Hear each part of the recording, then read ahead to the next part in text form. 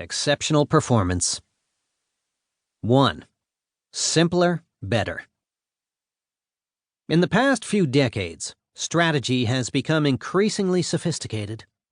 If you work for a sizable organization, chances are your company has a marketing strategy to track and shape consumer tastes, a corporate strategy to benefit from synergies, a global strategy to capture worldwide business opportunities, an innovation strategy to pull ahead of the competition, an intellectual property strategy to defend the spoils of innovation, a digital strategy to exploit the internet, a social strategy to interact with communities online, and a talent strategy to attract individuals with extraordinary skills.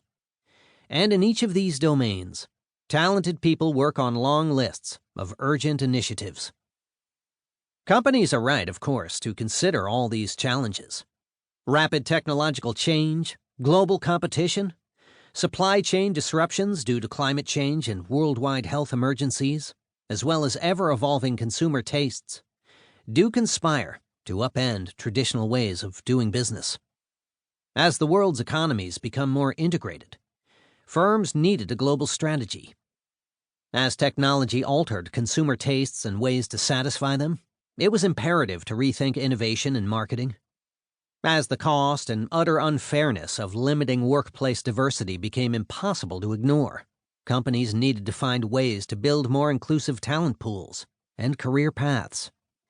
By responding to each of the new challenges, however, we asked ever more of our organizations, had even higher expectations of our employees, and required our complex strategies to bring about sheer miracles. I see evidence of such increased expectations everywhere. They manifest themselves in outstanding products, unbelievable experiences, and deals of a lifetime. But also in long working hours, seemingly impossible stretch goals, and harried lives. When I visit companies to do research and write cases, I rarely leave without being impressed by how much people accomplish in short periods of time, often with limited resources. But here is what surprises me most. Given the sophistication of firm strategies and the intensity of our work lives, I would expect to see impressive firm profitability at most companies, and more than generous compensation packages for nearly everyone. I see neither. Take firm profitability.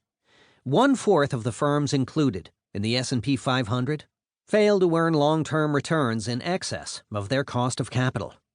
In China, this fraction is even higher, closer to 1/3.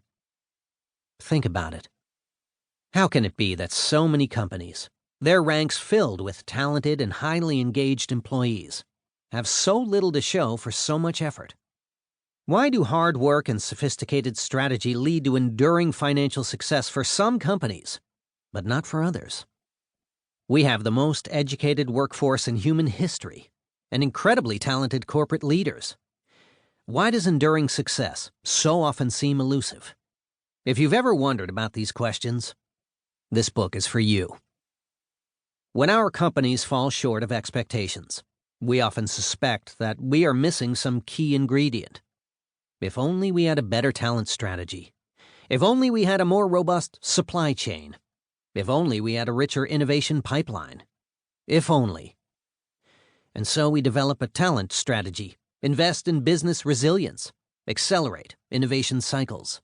As our strategic initiatives multiply, something unforeseen happens. In concentrating on all the trees, we lose sight of the forest. In a profusion of activities, an overall direction, a guiding principle, is hard to see. Any promising idea is an idea that seems worth pursuing. In the end, common sense rules, and strategy loses much of its ability to steer our businesses.